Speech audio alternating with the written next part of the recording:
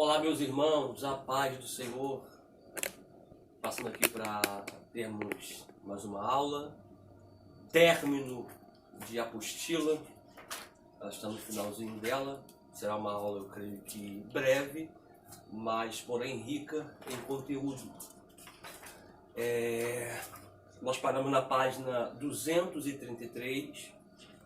Eu já quero pedir você para preparar o seu caderno, preparar sua caneta, preparar sua Bíblia, seu marca-texto, apostila, e vamos para a aula. Senhor, eu quero te louvar por essa oportunidade que o Senhor nos concede de estarmos mais uma vez mais reunidos, de certa forma, ainda que seja digital, ainda que seja por um canal, por um veículo de comunicação, nós estamos reunidos em Teu nome para ensinar a veracidade da Tua palavra. Palavra essa que é imensurável, infalível, inerrante. Palavra essa que não volta vazia, antes ela faz aquilo que fora designado. Senhor, fica conosco. Nos dê uma aula abençoada, nos dê uma aula voltada pela Tua presença. Uma aula cheia da Tua graça. Em nome do Teu Filho amado Jesus. Amém e amém. Amados, uma observação. Os irmãos que estão pendentes para poder acertar, vocês vão ter que estar acertando para poder estar fazendo a prova. Caso contrário, não irão fazer a prova. Ok? Página 233. Vamos estar tratando acerca do livro de Jó. Ok? Um pouquinho resfriado, mas já estou me recuperando, para a graça de Deus. E vamos para a aula. Livro de Jó. O livro que recebe o título de Jó, do nome dado de um protagonista, pode ser considerado com toda a justiça um dos mais belos poemas da literatura mundial. Tema apaixonante, drama a um só tempo, profundamente humano e divinamente sublime. É desenvolvido com tal riqueza de colorido, vigor de afeto e tantos artifícios de forma, que é permitido afirmar que nele o idioma hebraico exauriu a sua facúndia e a arte do seu estilo. O objetivo do livro é a discussão concretizada num fato, em torno da razão e da origem ontológica da dor. A discussão desenvolvida em forma de diálogo entre Jó e seus amigos e em versos de esmerada feitura constitui a parte principal e como que o corpo da obra. O poema propriamente dito precede a introdução em prosa e encerra um epílogo também em prosa, à guisa de coroamento. Se você observar o início do livro de Jó, que dentro da sapiência é considerado como um poema, tá? É um poema, tá? Foi escrito por Moisés, tá?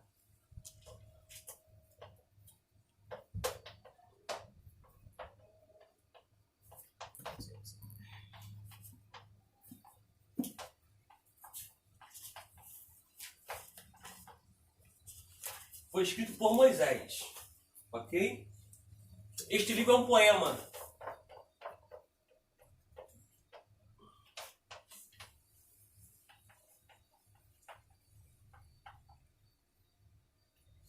Aí, se você acompanhar o texto, você vai ver que ele se inicia entre um diálogo. Deus dando testemunho acerca de um servo, por nome de Jó. Só que aqui é uma grande problemática, por quê? Porque vocês sabem, que eu já ensinei para vocês, que os céus são divididos em 3 partes, tá? Primeiro céu é o céu que a gente vê, conhecido como Aurânio. O segundo céu, que é o mundo espiritual, que é conhecido como Mesorânio.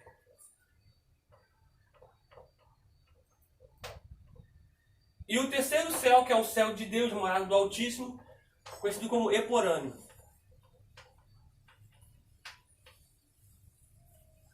Esse diálogo entre Deus e o diabo, Satanás, não foi nesse céu aqui, ó. Tá? Foi nesse céu aqui, ó. Que é o mundo espiritual.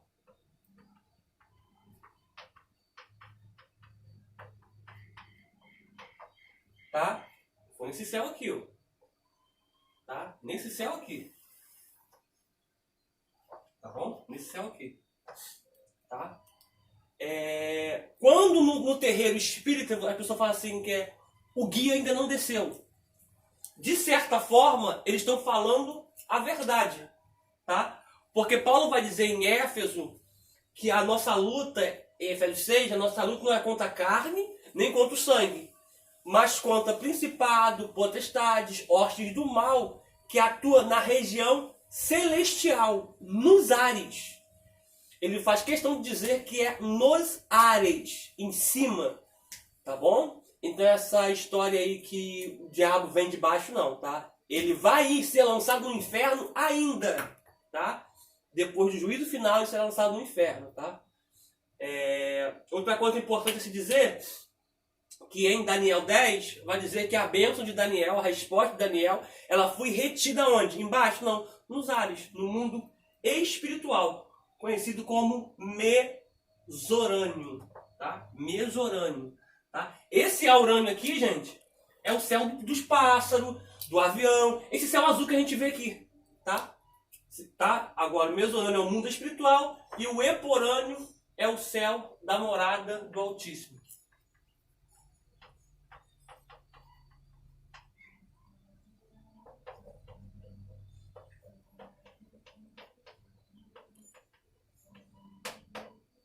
Ficou claro? Ok, vida? Ok. Ficou claro? Alunos, ficou claro? Beleza. Prosseguindo. A diferença entre o Jó paciente e resignado e o Jó queixoso e agressivo explica-se pelos gêneros literários diferentes das seções. Os discursos de Eliú, estão no capítulo 32 ao 37, como é um poema, geralmente nós não falamos capítulo, tá? Mas falamos números, tá? Isso se caracteriza principalmente só em Salmos, mas se você quiser abranger para outros livros, como Provérbios, Eclesiastes, Cantares e Jó, não tem problema, ok? Mas se você falar também capítulos em Jó, capítulos em Provérbios, também não é errado, tá? Você só não pode falar em Salmos, tá? Mas geralmente alguns teólogos se estendem tanto para outros livros, como Jó, Provérbios, Eclesiastes e Cantares, se tratando de poemas, ok? E Salmos se tratando de canções, de composições. Podem ter sido inseridos posteriormente para completar o assunto deixado em solução nos capítulos anteriores. O mesmo se diga quanto à teofania, que teofania, aparições de Cristo no Antigo Testamento. Tá? Nós já falamos sobre isso já. Caso você queira escrever, para ficar uma dica para vocês, como sempre tem dito, coloca pausa no vídeo, tá bom? Maximiza a tela e copia a escrita. Da natureza poética do livro se segue que não se deve insistir na veracidade histórica de cada passo da discussão. Além disso, a própria índole do diálogo supõe que o autor não tenha querido aprovar todas as ideias expressas pelos interlocutores. A chave da composição conexa está em 42, 1 ao 8.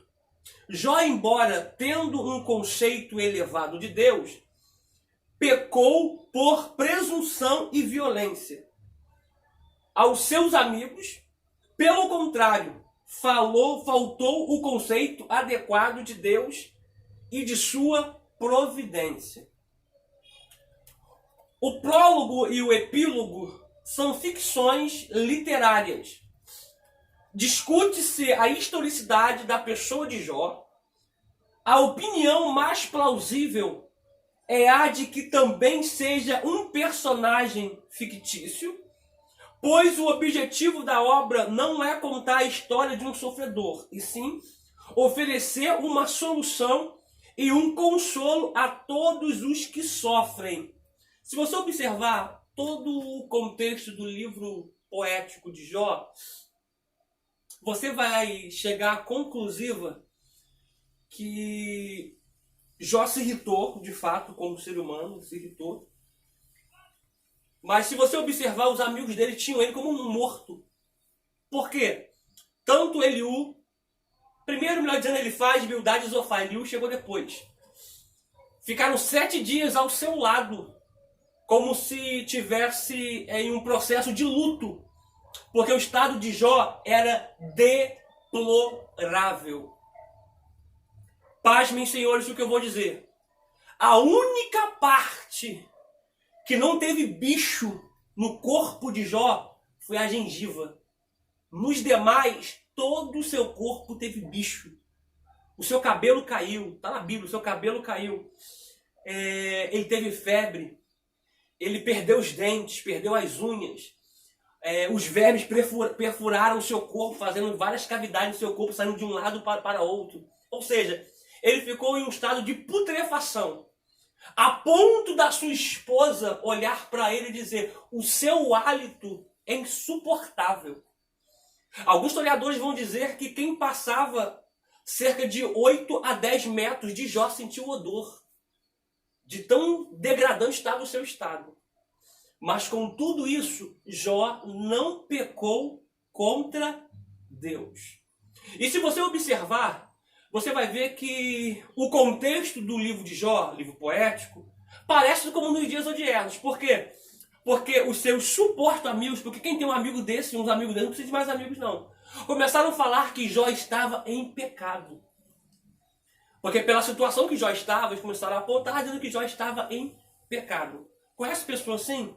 Que julgam o teu estado sem ter um discernimento de fato do que está acontecendo? Só que o detalhe interessante é que eles começaram a espalhar essa história que Jó estava em pecado.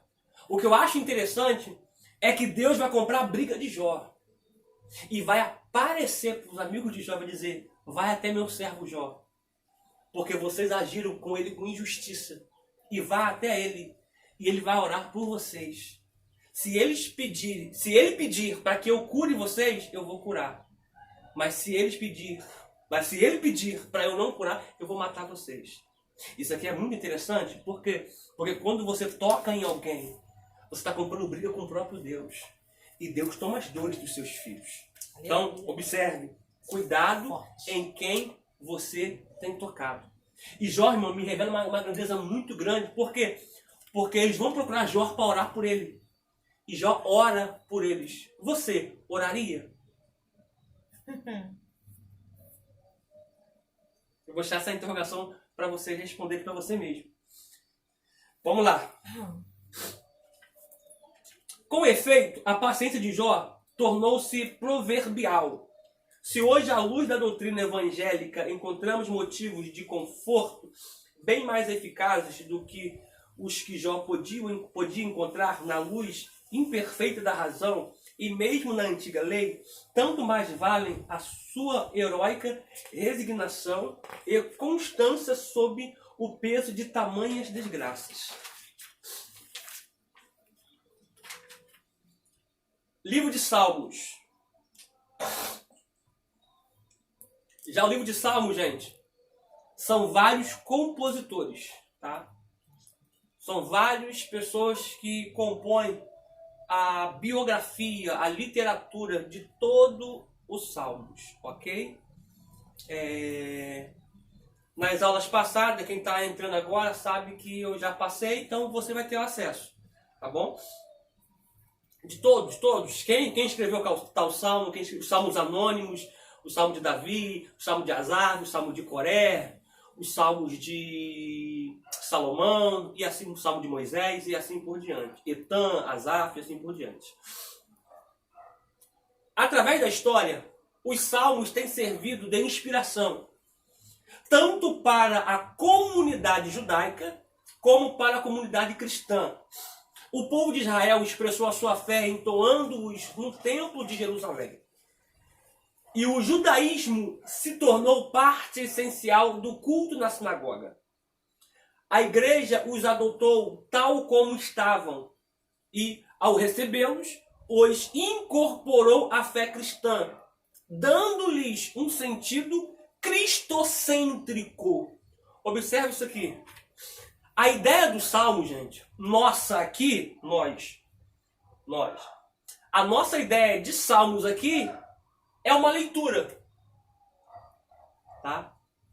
Há uma ideia de Salmos aqui. Hoje parece que é o dia de pessoas começar a chamar a gente, né? Uhum. Só que, como eu já disse, não estou recebendo ninguém, tá, gente?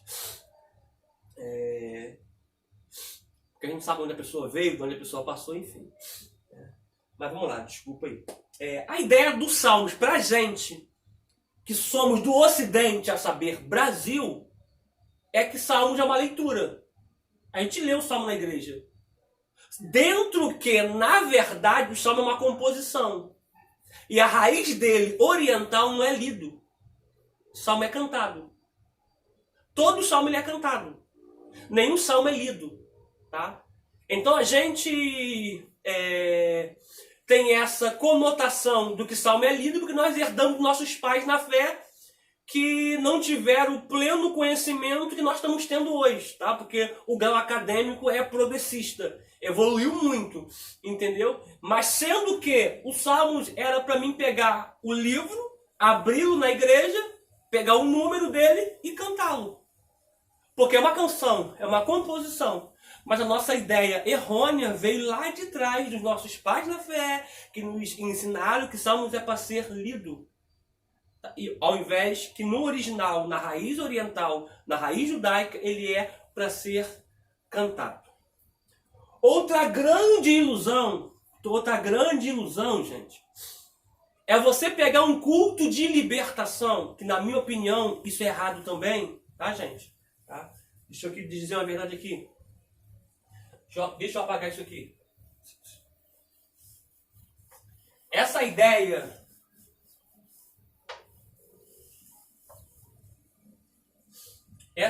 de, exposição, quinta, sabe? Tipo assim, terça, culto de oração.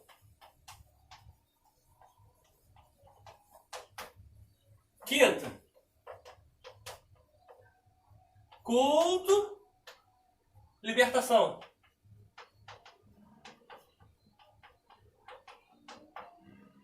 Domingo, culto da família. Essa ideia aqui, a gente herdou também dos nossos pais na fé. Porque terça-feira é culto só o quê? Interação. Então não se faz mais nada, só ora. Pegou? Se o culto é de oração e eu canto uma palavra, aliás, se o culto é de oração e eu dou oportunidade, alguém canta louvor, eu estou fazendo um culto hipócrita, um culto mentiroso. E muitos líderes têm entrado por esse caminho. Você pegou? Uhum. Culto é de libertação. Então somente quinta-feira que Jesus liberta. Por isso que a gente vai estudando, a gente vai pegando muita coisa que a igreja faz errado. Domingo, culto da família. Papel de família não é todo dia? Você pegou? Isso aqui são subtítulos que a igreja colocou para poder chamar o povo. Mas isso aqui nunca foi aprovado por Deus. Porque ele não liberta só na quinta-feira. Porque, veja bem, se eu estou com alguém na minha família que é viciado em maconha, é viciado em cocaína, é viciado em crack, é viciado em álcool... Vou levar só na quinta. Boa! Não posso levar na terça. Não. Domingo também não posso levar, tenho que levar só na quinta, porque é só na quinta que Jesus liberta. Você está entendendo? A igreja apadrinhou esses nomes aqui, nomenclaturou para poder chamar o povo, mas isso aqui nunca foi aprovado por Deus. na Beit Salem, na sinagoga. Não tem isso. Que é a raiz judaica, não tem isso. Entendeu? É culto. Entendeu? É culto. Entendeu? Culto é culto. Entendeu? Ah, tipo assim, a única coisa que é respeitado aqui, quando a terça-feira, é da palavra. Da palavra. Tá? Porque aí você só prioriza isso aqui, ó. Só prioriza isso aqui. Palavra. Mas quando a terça é da oração e alguém canta, alguém tem a oportunidade, deixa de ser oração. Entendeu? Aqui não existe família. Porque família é só aqui. E nesse dia da semana, segunda, terça, quarta, sexta, sábado e domingo, somente um dia que Jesus liberta. Que é na quinta-feira. Meu Deus. Você tá percebendo? Como é que a gente vai pegando as coisas erradas lá de trás e vem colocando na igreja? E passa como certo.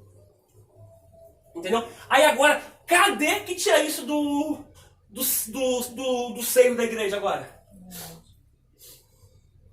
Pastor, você é contra campanha? Não. Campanha, veja bem, campanha é um culto à paz. O que é campanha? Campanha é ajuntamento de forças para um ideal.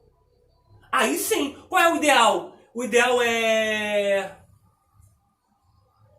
portas abertas? Beleza, então é uma campanha de portas abertas. Não quer dizer que Jesus só abre a porta naquele dia. Porque ele abre porta todos os dias. Você está entendendo? Então essas coisas assim que nós pegamos lá de trás dos pais da fé e de certa forma vamos dogmatizando a igreja como se isso fosse bíblico, isso não é. Você vai no comentário e depois do rodapé lá do vídeo, da aula, e bota aí o que você achou disso. Bota lá. Vamos lá. Livro, quer escrever uma coisa? Não, mamãe. Livro bíblico com 150 capítulos, tá? Mas a gente sabe que é números, tá? Botou capítulos para você poder ter a dimensão do que eles querem passar para vocês. A autoria, na maioria dos salmos é atribuída ao rei Davi, o qual teria escrito pelo menos 73 poemas, composições. Asaf é considerado o autor de 12 salmos. Os filhos de Corá escreveram uns 9, e o rei Salomão, ao menos 2. Emã, com os filhos de Corá, bem como Etã e Moisés, escreveram no mínimo um cada. Todavia, 51 salmos seriam tidos por autoria anônimos. O período em que os salmos foram compostos varia muito. Observação, gente, observação. Os salmos que eu passei por vocês, os que Davi escreveu, os que Coré escreveu, que Moisés escreveu, que Etã, Remã, Moisés, Salomão, tudo eu tirei da Bíblia, tá? Depois, se você quiser comparar com a apostila, tudo eu tirei da Bíblia, tá bom? Essa ideia é para vocês aí, tá? Porque eu já tirei de alguns livros e não bateu. Como o João Batista da pergunta, pastor, da onde o senhor tirou essa fonte? Né? E eu falei para ele, tirei da Bíblia. Mas tirei de algumas fontes também, não bateu com a Bíblia, entendeu? Então, entre a fonte, historiador e a Bíblia, eu fico com a Bíblia, tá bom? O período em que os salmos foram compostos varia muito, representando um lapso temporal de aproximadamente 1 milênio, desde a data aproximada de 1440 a.C. Quando houve o êxodo, os israelitas do Egito, até o cativeiro babilônico, sendo que muitas vezes esses poemas permitem traçar um paralelo com os acontecimentos históricos, principalmente com a vida de Davi. Quando, por exemplo, havia fugido da perseguição prometida pelo rei Saul, ou quando ao arrependimento pelo seu pecado com Betseba. Davi se preocupou em formar uma coleção dos seus salmos, instituiu o seu uso litúrgico, determinando que fossem cantados no santuário. Podemos crer que Ezequias tivesse compilado e acrescentado outros salmos ao livro que Davi havia iniciado. ainda é possível que, num período posterior ao exílio babilônico, Esdras e Neemias tenha dado forma final ao realizarem suas reformas sociais e religiosas. Vamos ler 2 Crônicas. Vamos ler 2 Crônicas 23. 2 Crônicas 23.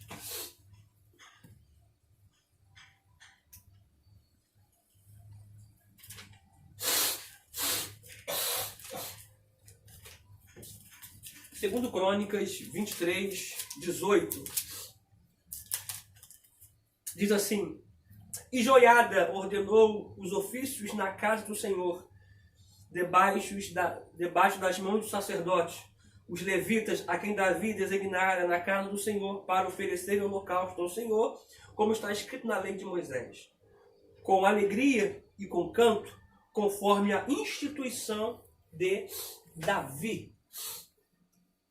Vamos ler agora Esdras 3:10.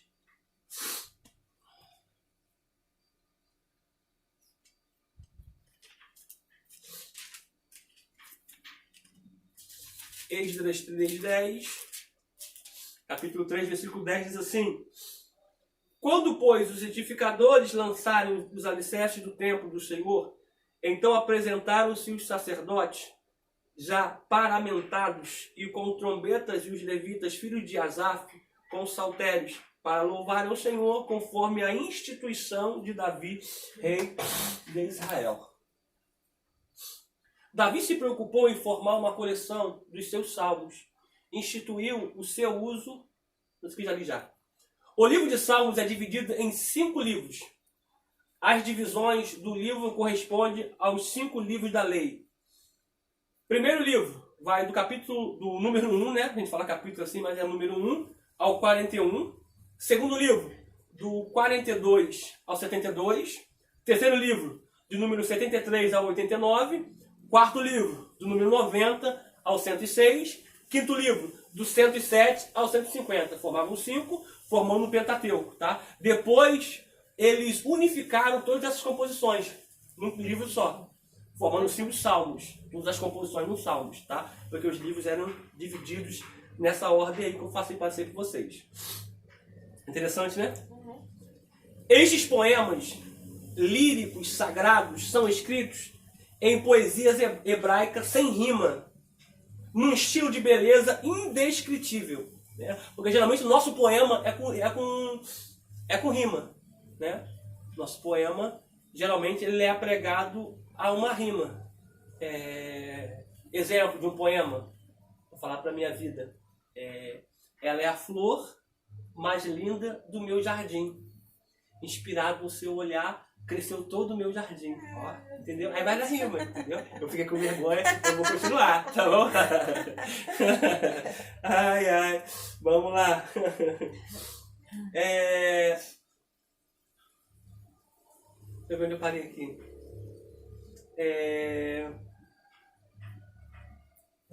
Falam de modo direto à mente e ao coração. Contém imagens vividas, a assombrada extensão e profundeza do pensamento e dos fatores, sentimentos expressos se deve, em parte, às extraordinárias experiências de Davi na vida, o que serve de tela de fundo para muitos dos salmos.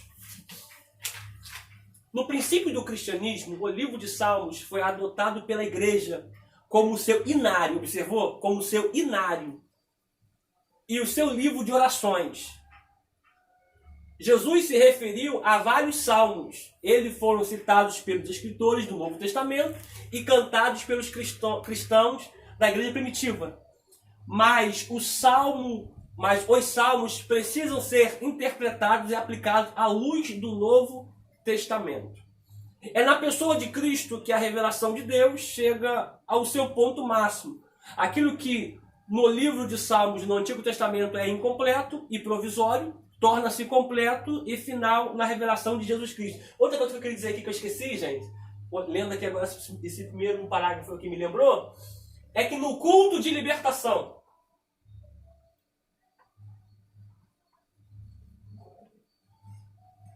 culto de libertação, que não existe tá?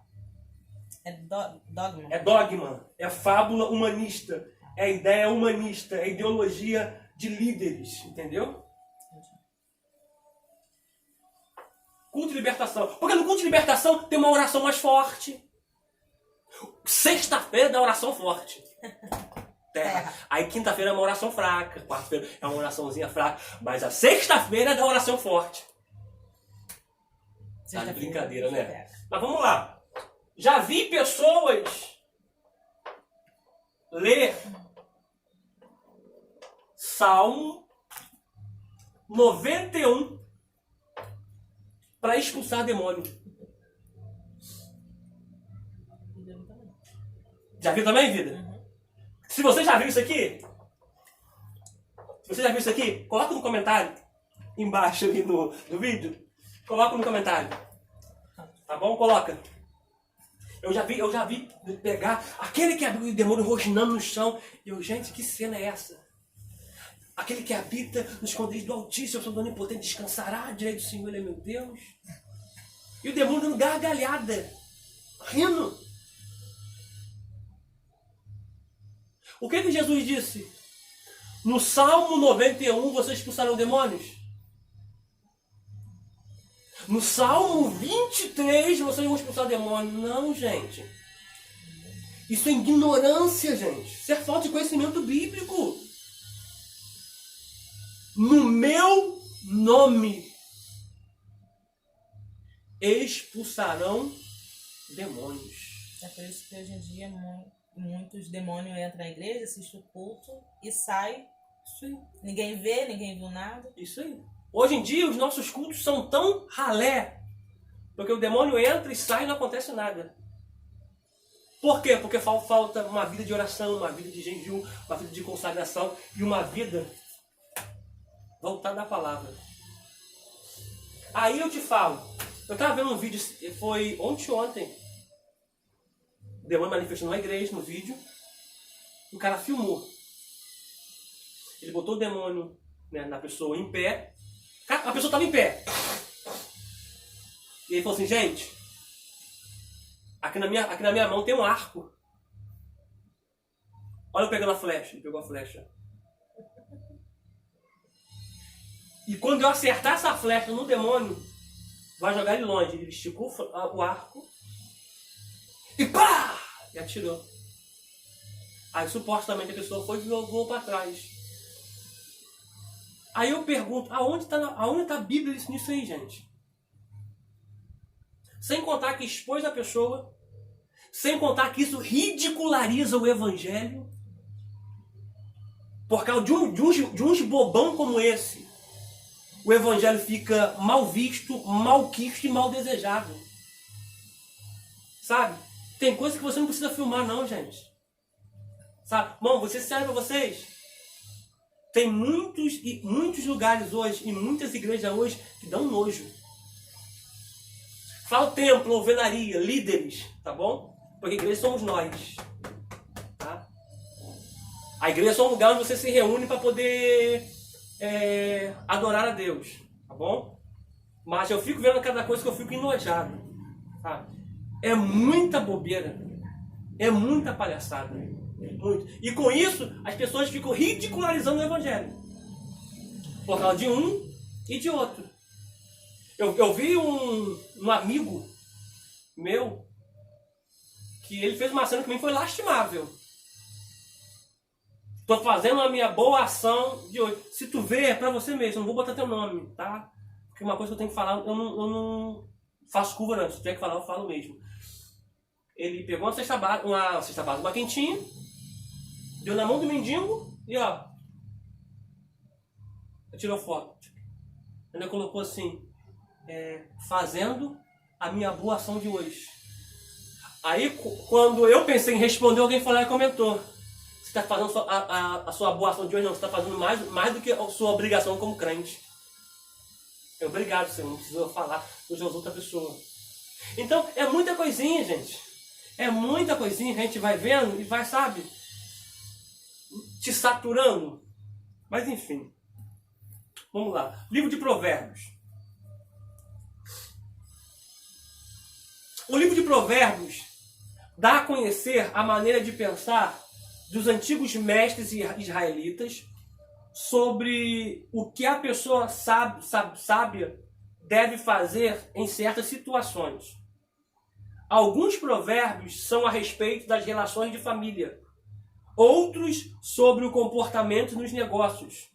Alguns tratam de boa educação nas relações sociais, outros da sociedade, de a pessoa agir corretamente, de acordo com princípios da moral.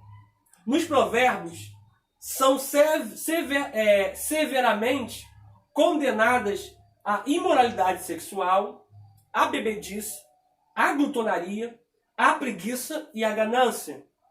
De outro lado, os provérbios ensinam a dedicação ao trabalho, a prudência, o autocontrole, a humildade, a lealdade para com os amigos e parentes e a prontidão para ajudar os pobres e os necessitados. Os sábios israelitas reconheciam que é fácil cair em pecado. E por isso, as pessoas precisam de direção e auxílio para que façam escolhas acertadas e consigam vencer o mal. E sempre estava presente na mente dos sábios o fato de que os esforços humanos estão condicionados à vontade de Deus, que dirige todas as coisas. As pessoas podem fazer seus planos, porém é o Senhor Deus quem dá a última palavra. Ou seja, o homem faz planos, mas a resposta final procede de Deus. Logo, no primeiro versículo do livro, o nome de Salomão é indicado como seu autor, o que parece abranger os primeiros 9 capítulos. Tanto Salomão aparece como autor das outras 2 maiores coleções de provérbios, que abrange os capítulos 10 ao 22, 25 ao 29. Em 1 Reis 4:32, diz que Salomão escreveu 3.000 provérbios e compôs mais de 1.000 canções. Salomão reinou mais ou menos de 970 a 931 a.C., aproximadamente.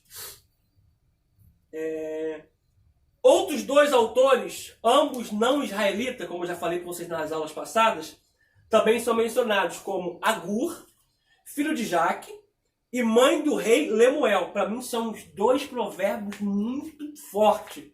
Muito forte.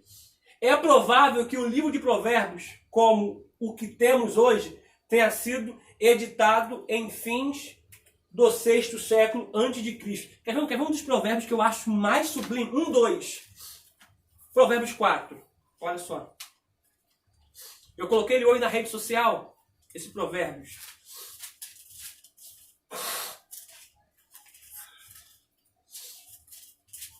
Ó, Provérbios 4.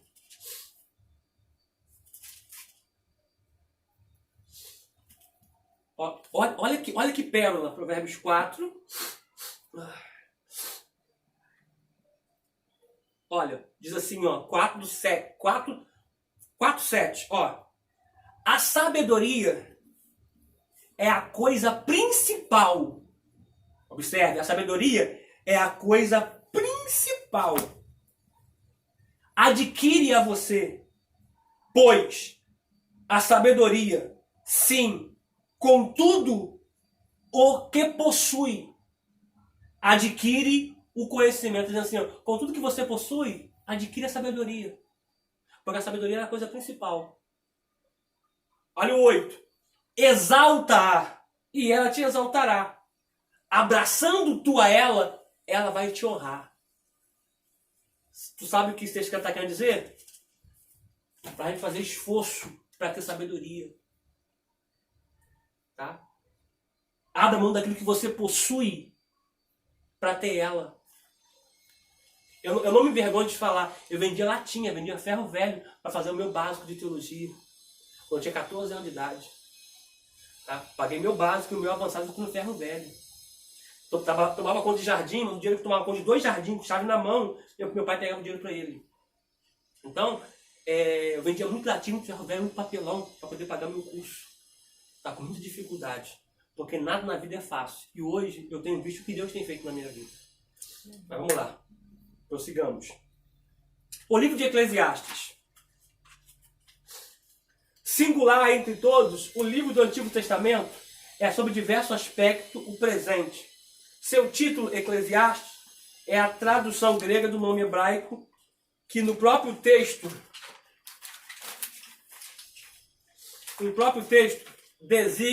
designa-lhe o nome, isto é, Kohelet, que quer dizer particípio feminino do verbo kahal, cujo significado é reunir, convocar.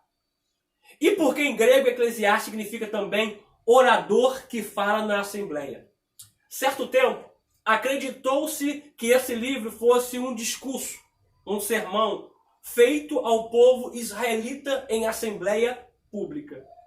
O Eclesiastes é misto de reflexões em prosa e de sentenças em versos.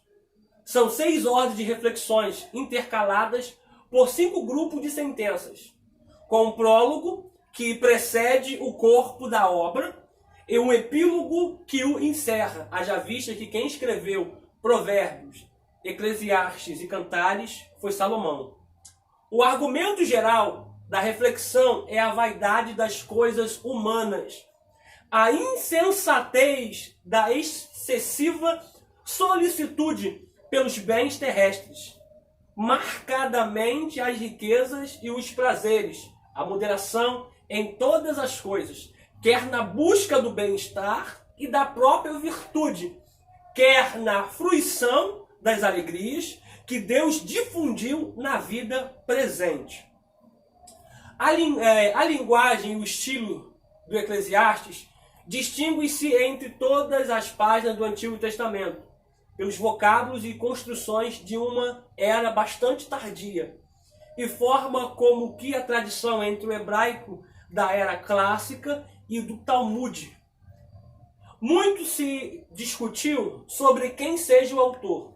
Pode ser ao certo dizer que foi um mestre da sabedoria popular. Ider Kohelet foi seu nome literário ou acadêmico, e não próprio. O livro evidencia um período em que, para o autor, as soluções tradicionais para as grandes questões da vida, particularmente para o sentido da vida, perderam a sua relevância, ao invés de responder estas questões como citações da Escritura. O pregador introduz uma metodologia baseada na observação e na indução. A sabedoria, quando encontrada em outra literatura sapiencial da Bíblia, Jó, Provérbios e certos salmos, é sinônimo de virtude e piedade. A sua antítese, a loucura, representa a maldade. Observação aqui, todo o contexto basilar de Eclesiastes sobre vaidade, tá? Eu quero que você entenda, gente, que vaidade não é você usar um creme, vaidade não é você usar um bom perfume, vaidade é tudo que se vai com a idade. O termo já é, ó, vai.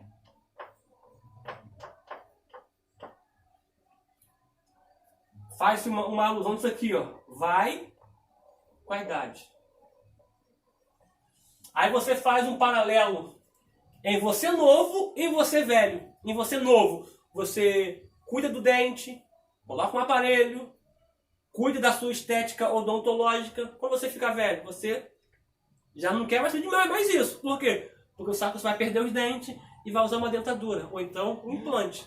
Entendeu? Ou seja, são coisas que você perde com a idade, tá? São pessoas hoje em dia que tentam colocar dogma na igreja que algumas coisas que você faz é vaidade, tá? Isso também é ignorância, é falta de conhecimento bíblico. Vaidade é tudo que você perde com a idade. Ou seja, usar creme, perfume, uma boa roupa. Com o passar do tempo, isso vai para a idade. Você não vai esquentar mais a cabeça com isso. Entendeu? Mas detalhe, pastor, a vaidade me coloca no inferno? Não. Porque nenhuma vaidade é maior do que a graça que nos foi abraçada. Ok? Vamos lá. O livro de Eclesiastes, a palavra sabedoria, às vezes é usado nesse sentido, quando se trata da interpretação israelita tradicional sobre a sabedoria, como em 7 do 1 ao 8 ou 9, 10 do 1 ao 11, do 11 e 16. Mas no capítulo de abertura do 1, do verso 12 ao 18, o autor... Desculpa, gente. Perdão. O autor liga com a sabedoria enquanto processo de puro pensamento semelhante à filosofia grega com o questionamento dos valores absolutos. Vamos ler Eclesiastes 1, do verso 12 ao 18.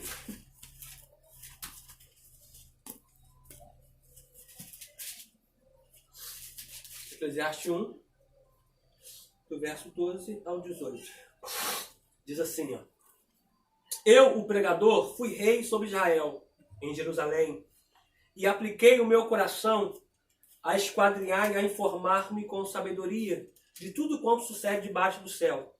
Essa enfadonha ocupação Deus deu aos filhos dos homens para nela os exercitar. Atentei para todas as obras que se fazem debaixo do sol, e eis que tudo era vaidade e aflição de espírito.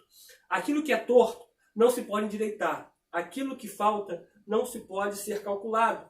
Falei eu com o meu coração, dizendo, eis que eu me engrandeci e sobrepujei em sabedoria a todos os que houve antes de mim. E em Jerusalém, na verdade, o meu coração contemplou abundantemente a sabedoria e a ciência. E apliquei o meu coração a conhecer a sabedoria e a conhecer os desvarios e as loucuras. E vim saber que também isto era aflição de espírito. Porque na muita sabedoria há muito enfado. E o que aumenta em ciência, aumenta em trabalho. Ou seja, Salomão não está sendo contra ao estudo. Está dizendo que você estudar excessivamente, claro que vai trazer um enfado. Até você trabalhar de domingo a domingo. Entendeu? Mas a ciência e a sabedoria foi a melhor coisa que ele adquiriu. Mesmo sem contestar a existência de Deus, a qual confere sentido à criação, o pregador está determinado a procurar esse sentido através da sua própria experiência e observação, a fim de poder verificar esse sentido pessoalmente e transmiti-lo aos seus discípulos. Livro de Cantares. O cântico, ou como de costume se traduz literalmente em hebraico, o cântico dos cânticos. Você observou que em 1 Reis 4:32, Salomão escreveu mais de 1000 provérbios, mais de 3000 canções. Cântico dos cânticos são as melhores composições que ele compilou e colocou separado, ok? Que foi inspirado por Deus, ok? Então por isso se chama Cântico dos Cânticos. Apresenta-se na estrutura de pequeno poema entre o lírico e o dramático, no colorido de um idílio e com o teor de um cântico de amor. Qualidades essas que lhe conferem um lugar todo particular nas Sagradas Escrituras. Ao passo que pela elegância literária deve-se posto entre as mais preciosas páginas da pura poesia hebraica. Se, porém, cantassem propriamente amores profanos, não teria sido, por certo, jamais inserido entre os livros inspirados das Escrituras. Glórias a Deus. Chegamos ao fim da apostila. Observação que o livro de Cantares é uma tipologia entre Cristo, Sunamita e a igreja. Tá? É uma alusão entre o relacionamento de Cristo com a igreja. Tá ok? Uma observação aqui, gente. Acerca da prova, no decorrer da semana eu vou ver com a instituição teológica se ela será presencial ou se ela será à distância também, tá? A gente vai passar a prova para vocês e vamos ver como vai ser feito, tá? Alguns grupos nós temos fazendo feito assim, dando ela à distância. Então vamos ver se vai ser para vocês também da mesma metódica. Por quê? Porque eu tenho alguns alunos que estão com suspeita de Covid-19. Eu já vou pedir para vocês orar, não vou divulgar o nome, mas vou pedir para vocês orarem por esse aluno, é uma aluna, tá? Que está com suspeita de Covid-19, tanto ela quanto o esposo. Então eu não quero colocar todo mundo em aglomeração para não colocar ninguém em risco, tá bom? Eu estou fazendo algumas atividades, mas eu estou evitando ficar em locais fechados, tá bom? Para mim na rua agora só vou de Uber, por causa do lotado muitas vezes está pegando 3, 4 pessoas, isso está sendo muito dificultoso.